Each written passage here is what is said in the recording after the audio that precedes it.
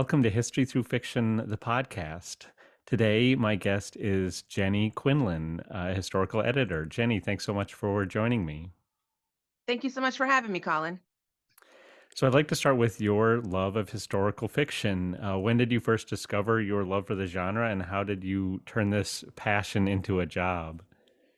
So, I was actually a child when I first discovered historical fiction, as I'm sure many of your listeners out there did. I was hooked on the Little House on the Prairie series by Laura Ingalls Wilder. I was just fascinated by how people lived so long ago. And then there were other historical novels like Where the Red Fern Grows, the Misty of Chincoteague books. Those really sort of got me started on it.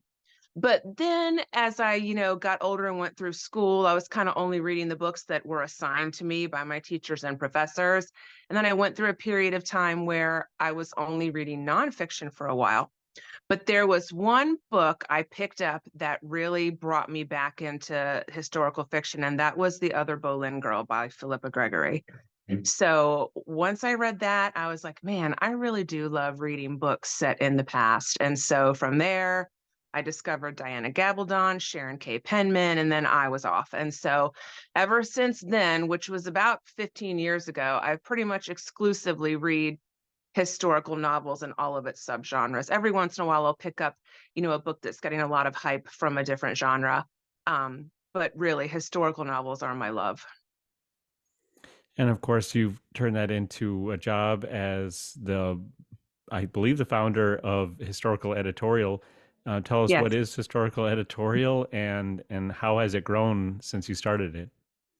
Historical Editorial is a group of editors who focus purely on historical novels and all of their subgenres. So we're a group of editors who have a huge interest in history. A couple of us have degrees in history. I actually have a degree in history myself. So when the economy collapsed back in 2006, 7, 8, I was working for a daily newspaper. And of course, that industry pretty much tanked overnight. And I was sitting there thinking, what do I want to do with the rest of my life? And I thought, well, I want to get paid to read books all day, but who's going to pay me to do that? Well, I started doing a little research and I realized, oh, there are editors out there who actually do read books all day. And I had already developed a pretty good network within the historical fiction community via my book blog back in the days when, we all had book blogs. So I took a course from the University of California, San Diego. It took me about a year and a half, and I learned how to formally copy edit. I was already pretty good at picking apart the elements of a book and doing developmental editing. So I just started from there. I put the word out to my network that I was opening up my editing business. I got my first few clients, and I've been so fortunate. I've been doing this full time for 12 years now. And I've been really fortunate to work with a lot of great people who tell all their friends about me. So I've kept pretty busy, and it actually got to the point where I was getting so many inquiries that I couldn't handle them myself. So I started looking to bring a couple of people on board to help me. And I've got a group working with me now who's really good. And as the inquiries come in, we kind of decide, who's the best fit for each project. So, it's been great. I mean, I've been very, very blessed to be able to do what I love, to help authors make their stories better for the past 12 years. Well, it's a really incredible story. Just good for you for having that initiative, and it's so wonderful to see how it's grown. I'm curious, after working with so many authors, what are some common mistakes or maybe like learning opportunities you see from the authors you work with? One of the biggest things I see, particularly with newer writers, is point of view. So I am a stickler for a tight point of view, no matter which style you're going with, whether you're doing, third person multiple or first person. I'm really looking to make sure that that point of view is tight and focused. So a lot of newer authors don't really pay attention to what an important storytelling tool point of view can be. And that's easy to happen because you've got so many pieces to a novel, particularly a historical novel when you're putting one together, that sometimes point of view kind of gets lost by the wayside. So I work with a lot of authors on helping them determine which characters should really be telling this story? How many do you actually need to have a viewpoint? And how can you get across other characters, via a handful of viewpoint characters? So I would say point of view is one of the biggest issues that I see, particularly with newer writers, that we focus on when we're going through their manuscripts. And I'm curious, maybe this would be helpful for newer writers to hear as well. You talked about having a background in copywriting, taking a course in that. Can you talk about the different types and levels of editing? Yeah, so, if you ask different people, you'll get different answers because there are different names for different editing processes. So, what we do at Historical Editorial is developmental editing, which you may also sometimes hear called structural editing or content editing. But basically, that's where we're going to take your manuscript, um, and really go through and look at your story. We're going to look at things like pacing, point of view, characterization, plot points, all of that kind of stuff, language, historical detail, and really help you pick that story apart and put it back together again to make sure you're telling the best story possible. And then we do copy editing, which is when we polish your final draft. When you have the story exactly where it needs to be, we come through and we clean up any typos, any grammatical errors, punctuation errors, but we also do what some people think of as line editing. And some publishers and editors treat this as a separate edit. They would do a developmental edit, then a line edit, then a copy edit. But we really roll line editing into both our developmental editing and our copy editing. So that's when we're also looking at the rhythm of your language, the structure of your sentences, making sure you don't have a bunch of repetitive sentence structures in a row, the flow of your paragraphs, word choice, things of that nature. And then also in a copy edit, we're also looking out for anachronisms, which can be objects, ideas, or even words. So obviously we can't write using just the words that were around when our story is being told, particularly if it's, several hundred to several thousand years in the past. So we just look for words that really stand out as being more modern. And we'll flag them and give the author the opportunity to determine if they still want to use them or if they want to replace them with something else. And we're also doing some historical fact checking. We don't do super deep dives, but we're looking to make sure your dates are correct, your names are correct, that something you've got in the story belongs there in that time period, in that setting, things of that nature. Sounds like very intricate work. Uh, so we've talked about the craft here and some of the technical aspects, but there's also a very important element, and that's the relationship between the editor and the author. And um, I think it can be difficult for authors who have worked for so many years on their project and it's so personal to them to then have somebody come in and tear it down a bit. So, can you talk about how authors can work effectively with editors and have a good, trusting relationship? Yeah, well, you really kind of hit it on the head there because it's true. And I try to be very conscious of that this author is trusting me with their baby. And for a lot of authors, nobody else has seen it. I'm the first person who's seeing it.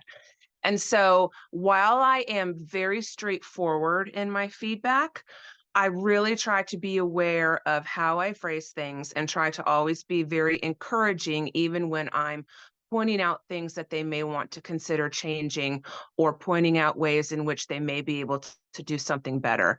So I think it's important that you do have a good relationship with your editor, but you don't know whether you're going to have a good relationship with them until you work with them. So we always do a sample edit in the beginning just to give our potential clients a chance to see how we work. And we do some communicating via email. And I also think it's really important for authors to work with editors who are well versed in their genre. And that's why I really don't take on novels outside of the historical umbrella, because I'm not an expert in those, like memoirs, horror, thrillers, things of that nature. Science fiction, I don't read them. So I don't feel like I'm the best editor to serve authors of those genres, because I don't know what the market trends are in those genres. I don't know what the trends are as far as literary style goes, what's coming out, what agents and editors are looking for. So I do think it's important for authors to try to find editors who work with their genre and who know the marketplace they're trying to break into. But, the trust thing, I try very hard to always be very conscious that, yes, they are entrusting me with their baby. And it's an honor for me to be selected to help an author take a project that they've been working on for months, years, to try to make it better. But it's also important for authors to keep an open mind when they make the decision to work with an editor, and to be prepared that you may get some feedback that you weren't prepared for, and you may find some suggested revisions that were a lot more than you were anticipating. But that's when you work it through and you talk with your editor. So after we do a developmental edit, we have a conversation, either by phone or video, and we talk through the notes and we talk through ideas for moving forward. And I try to make sure that during that conversation, the author is feeling very good about the direction that they think they're going to go when they dive back into their manuscript. And then we're always there, to talk through things afterward as they're going through the revision process. But with all that being said, not every author and editor are a great fit. Every once in a while, your personalities just don't mesh the way that you want them to. And that's okay. It just means that, maybe next time you need to try somebody else. But you need to be aware of what your style is and what your communication style is and what you're looking for in an editor, so that if you do have an experience that you feel wasn't super positive, you know what you want to do differently next time. And speaking of finding that right relationship, there's also another element to this, and that's pricing. And I think for especially first time authors, there can be a lot of sticker shock to the cost of a developmental edit. But then there's also so many different options out there as far as paper word, paper page, some that are like industry standard pricing, some that are much cheaper for one reason or another. Can you talk about pricing and how you price your edits? So, this is something that's always changing. And when I look at what some organizations, like, for example, editorial freelancers, what they're saying we should be charging, I laugh myself because there's no way. We're working with authors who often are working a full-time job.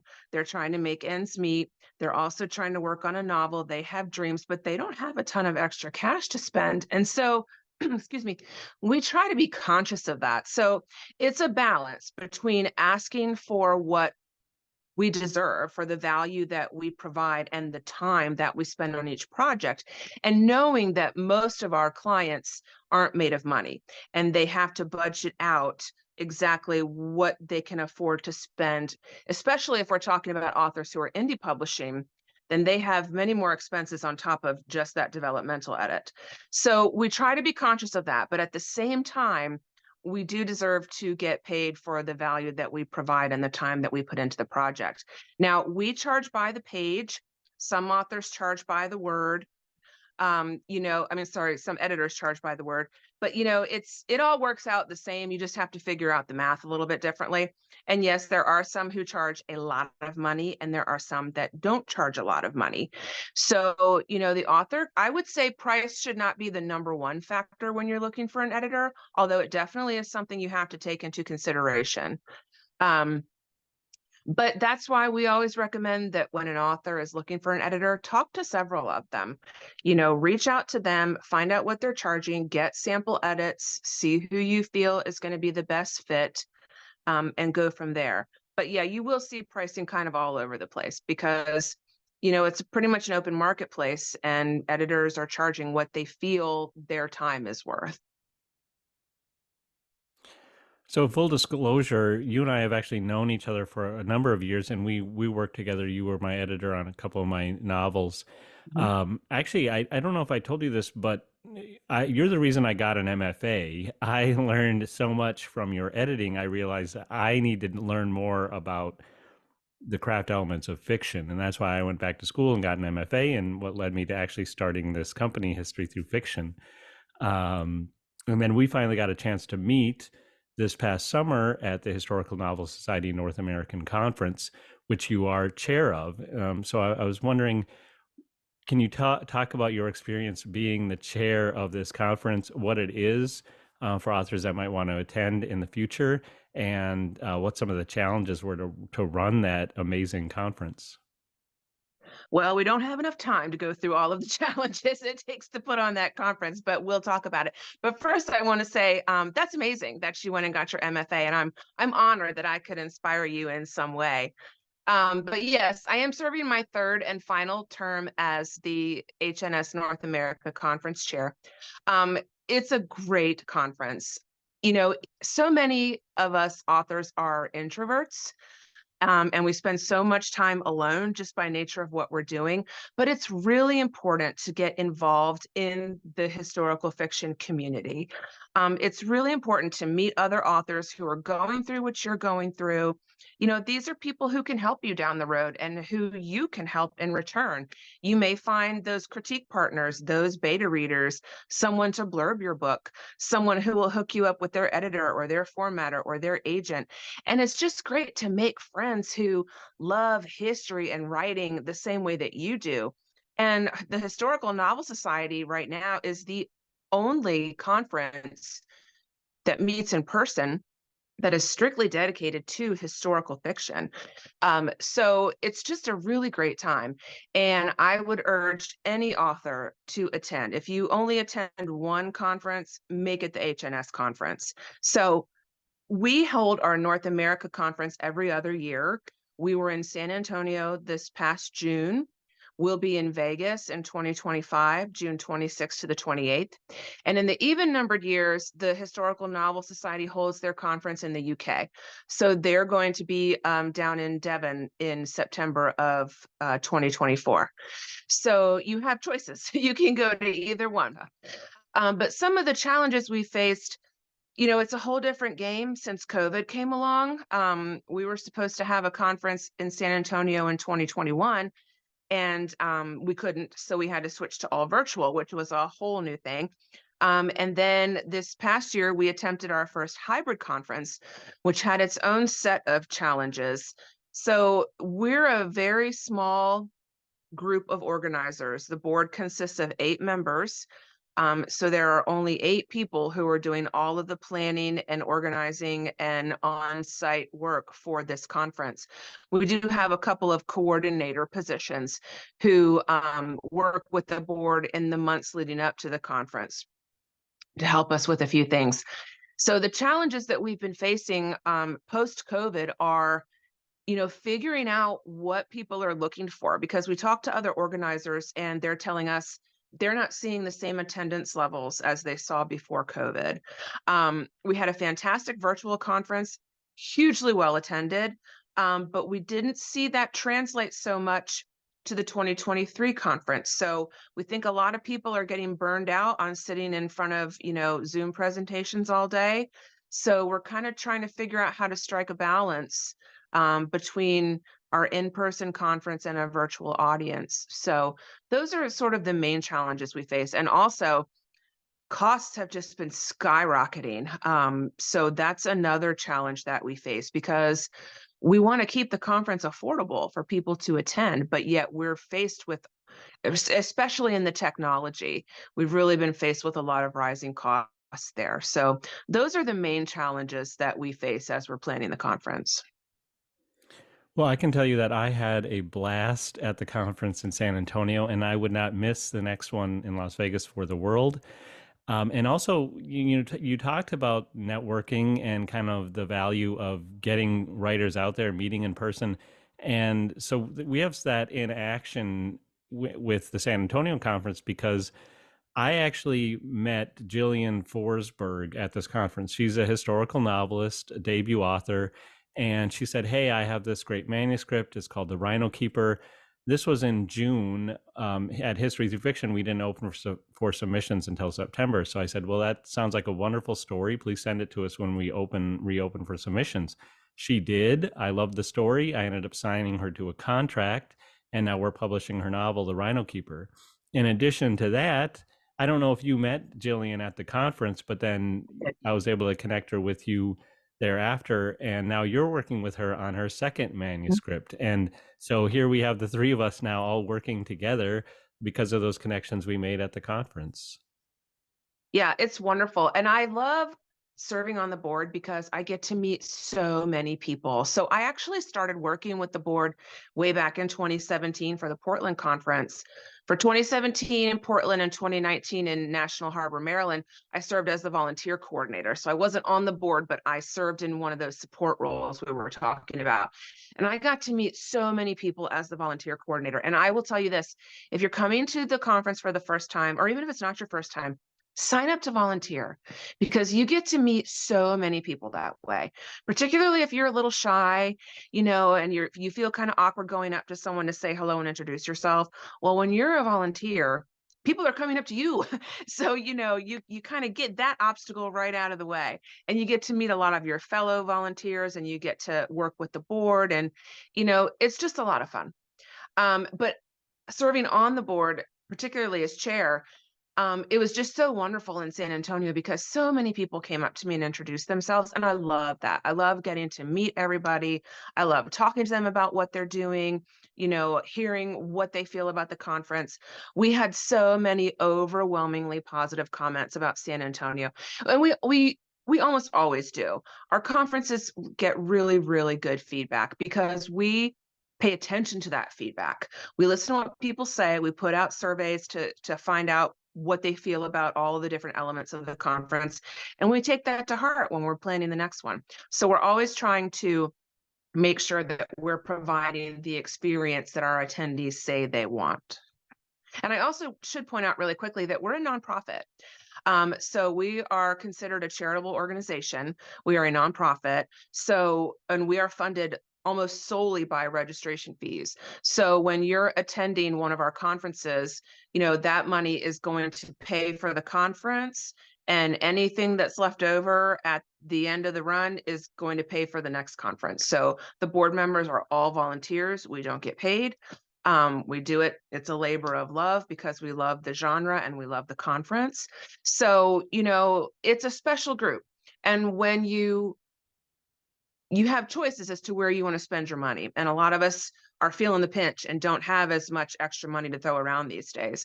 So I think attending an HNS conference is great because you're also giving back to the community at the same time as you're attending the conference, as we are always giving back to the community when we plan these conferences. Yeah, definitely. It's definitely worth it. And yeah, volunteering was a great idea. I did some volunteering at the one in San Antonio, and I really enjoyed it. So we've been talking business this whole time, but of course, you love historical fiction. I love historical fiction. So what are you reading for pleasure, for leisure? Or do you have time to read any historical fiction for leisure? I do, not a lot. This is the first year that I set my Goodreads challenge very low. I used to always try to read a book a week outside of work. I've had a hard time hitting that goal, and I hate not hitting my goals. So I've dialed it back a little bit this year because I have some personal goals that I want to work toward, and I'm going to have to give up a little bit of my precious reading time. But I I really love more genre style fiction. So in my free time, I'm usually reading historical romances, historical mysteries. But I also have some authors, who are my favorites and are auto buys for me. So if they've got those new books coming out, I'm grabbing them. I'm a big fan of dual timelines when they're done well. Um, I read across all time periods. I enjoy learning about places that I don't and time periods that I don't know much about. So I will, read. I don't limit myself via era. What I've really been enjoying lately are some of these mythological retellings that are being published, and I think it's great to see a resurgence in this subject. We've seen such a concentration on World War One, World War Two, and now post-war fiction coming out. For me, reading Post-war fiction is I'll read a little bit of it, but I really prefer to read farther back in time. So I really enjoy novels set during the Victorian era. I love Victorian mysteries, but I also love reading, everything from ancient times, all the way through English Civil War, American Civil War, American Revolution, French Revolution, all of that stuff. But I also love being introduced to cultures and time periods that I wasn't, previously familiar with. So I read pretty widely, but I do stick pretty closely to historical novels.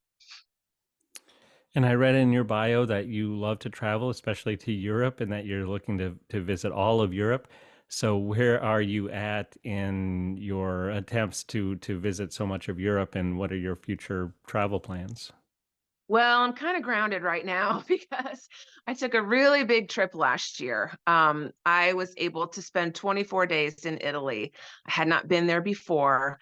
So I was like, if I'm going to see as much as I can. So I stayed in 6 different cities, and I was fortunate enough to have a couple of girlfriends join me for parts of my journey. So some of it I did on my own and some of it I did with girlfriends. We had a really great time. I've been fortunate enough to visit Paris, and take a couple of day trips from there. And I've been to the UK a couple of times, in addition to London and a few day trips. The UK conference was in Durham back in 2022, and I went to that. And I've been to Scotland and Wales. So um, I've done a lot of traveling over the past few years, and so I kinda have to chill out for a little bit, even though I have a gazillion more places that I want to go. Those are gonna be a little bit farther down the road. This year and probably next year, I've gotta focus on some other things, but I've had the chance to take some pretty amazing trips, and I really got the bug. I've traveled all over the US. I'm a big fan of American history. Um, but once I finally got to Europe, I was like, "Oh, man, there's so much to see here." I mean, it's a history lover's dream, so there are a lot of places I'd like to get to one day. Well, I interviewed author Martez Vanek, and she writes about Malta, and she's from Malta, and yeah, now I just really want to go to Malta after hearing so much about it. Yeah, I would like to get to Malta too. Well, Jenny, where can authors connect with you if they want to work with you? Well, the first thing I would suggest is that you go to one of my websites, historicaleditorial.com or historicalfictionbookcoach.com. You can also find me on Facebook and Instagram, um, and start from there. There's a form on the site you can fill out, or you can just send me an email, and we'll just, start having an opening conversation about where you're at and what you're looking for. I also just started, we're going to have our first meeting on January 31st. I've started what I'm calling my Uplift Crew, and it's a motivational social support group for writers.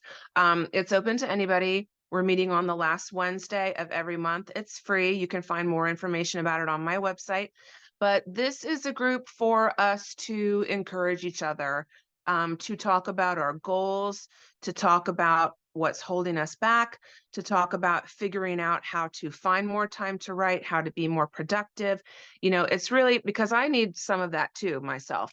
So I wanted to find a place where authors could get together, meet each other, make new friends, and really cheer each other on as we're going down this journey. Well, that sounds incredibly valuable and important. So that's great. Well, Jenny, thanks so much for joining me on the podcast. It's been a blast to talk to you, and it's been very insightful, I'm sure, for a lot of authors out there. Thank you so much for having me, Colin. I really appreciate it.